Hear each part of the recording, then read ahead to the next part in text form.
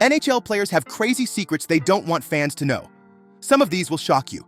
From hidden childhood stories to last-minute career-changing moments, here are 10 things you didn't know about your favorite NHL stars.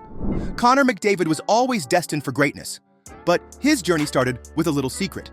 His parents lied about his age, on purpose. They wanted him to play with older kids, believing it would push him to develop faster. It worked. When scouts noticed him, he was already miles ahead of his competition. That early push set him on the path to becoming one of the best players in the world. But he's not the only one with a surprising backstory. Imagine losing your career's biggest game and immediately stepping into an even bigger one. That's exactly what happened to Cale Makar. He had just lost the NCAA national title game when the Colorado Avalanche called. They wanted him in the NHL immediately. He signed his contract in a hotel, jumped on a plane to Denver, and hit the ice in front of thousands of screaming fans. The pressure? Insane. But Makar wasn't scared. He scored in his first ever NHL game, proving that he was built for the big stage. And that's just the beginning. Some of these NHL stories get even crazier. Before his first training camp with the Toronto Maple Leafs, William Nylander had an unusual living situation. He moved in with the Hughes brothers, Quinn, Jack, and Luke, who were all destined to become NHL stars themselves. That's 4 future first-round NHL picks under one roof. Can you imagine the level of competition in that house? From street hockey battles to intense training sessions, it was a hockey powerhouse like no other. And it paid off. Nylander became a top player for the Leafs, while the Hughes brothers all found NHL success. You wouldn't expect a future NHL star and an NBA icon to share a classroom, but that's exactly what happened with Matthew Tkachuk and Jason Tatum. They both attended Chaminade College Prep in St. Louis and were not just classmates, but close friends. They even worked on a school project together. Imagine flipping through an old-school DVD and seeing a future Stanley Cup finalist and an NBA champion awkwardly presenting a slideshow.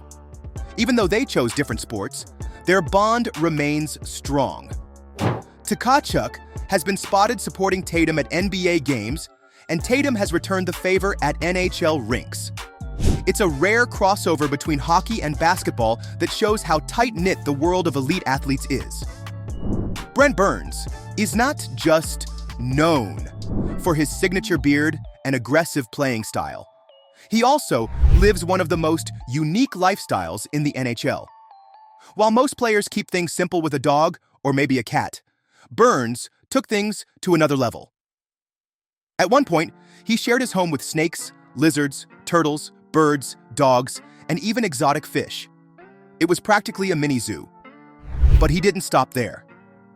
After years of playing in the NHL, Burns decided he needed even more space for his wild collection. So he bought a Texas ranch. And when we say ranch, we're not talking about just a few horses and cows. Burns' property is home to deer, bison, and even zebras. Yes, zebras. It's safe to say he's not your typical NHL player. Whether he's on the ice delivering crushing hits or feeding bison on his ranch, Burns is living life on his terms. Most rookies need time to adjust to the NHL, but Austin Matthews wasn't like most rookies.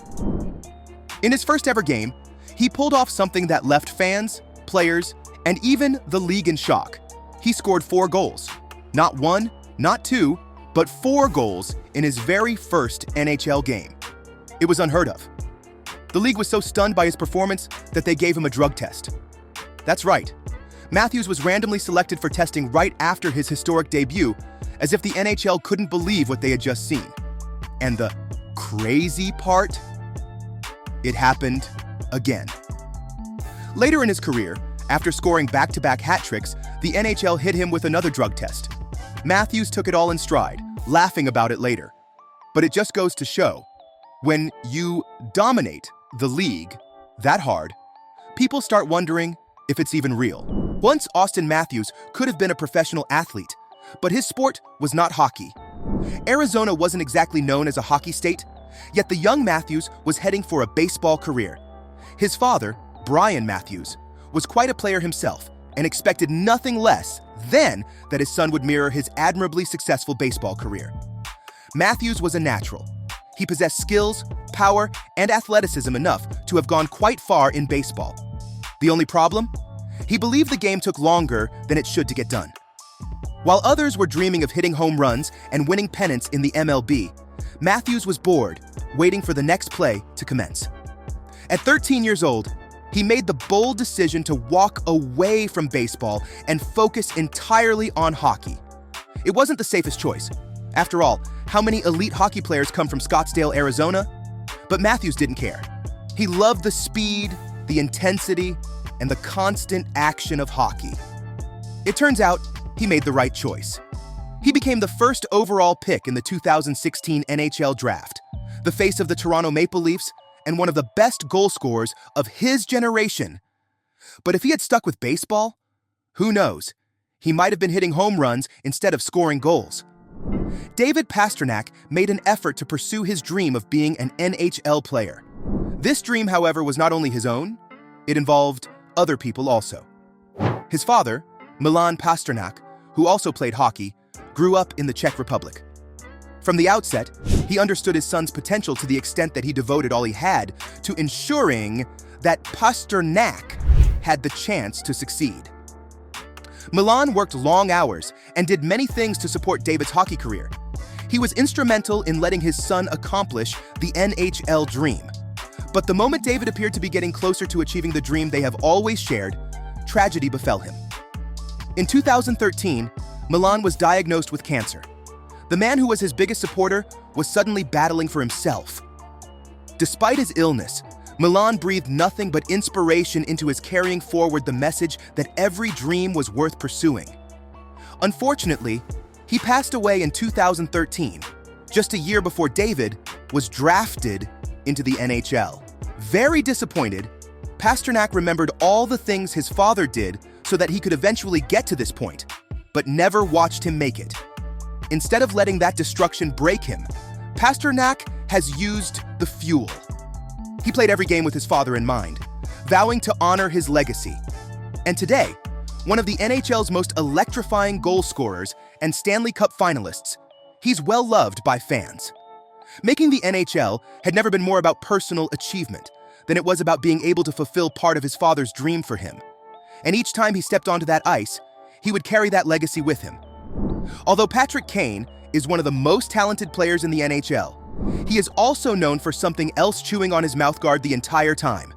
His mouthguard can be seen dangling from his mouth as he skates, handles the puck, or even takes a shot. Because of its visibility, it has become such an integral part of his game that fans have come to associate the two with one another. But Kane and his team saw a business opportunity. If fans loved his mouthguard antics so much, why not sell him? That's exactly what they did. His marketing team created and sold Kane-branded mouthguards, mimicking the exact style he wears on the ice. It turned out to be a genius move. Fans rushed to buy them, and in just 1 month, sales skyrocketed, bringing in $25,000. What started as a small habit, Kane never thought about, turned into a side business that took off almost overnight. Kane isn't just a superstar on the ice. He knows how to turn even the smallest detail into a marketing win. Who would have thought a simple mouthguard could become a money-making machine? Most NHL players dream of one day seeing themselves on a hockey card. But Patrick Kane? He unknowingly appeared on one before he was even in the league. In 1994, 6-year-old Kane was just a kid watching a Buffalo Sabres game with his dad. He was in the stands, cheering like any young hockey fan would. He had no idea that a photographer snapped a picture of the crowd that night, a picture that included young Kane in the background. Fast forward years later, when Kane was already a rising star in the NHL. One day he came across a Buffalo Sabres trading card from the '94 season and noticed something strange. There he was, his 6-year-old self, right on the card. At first he couldn't believe it.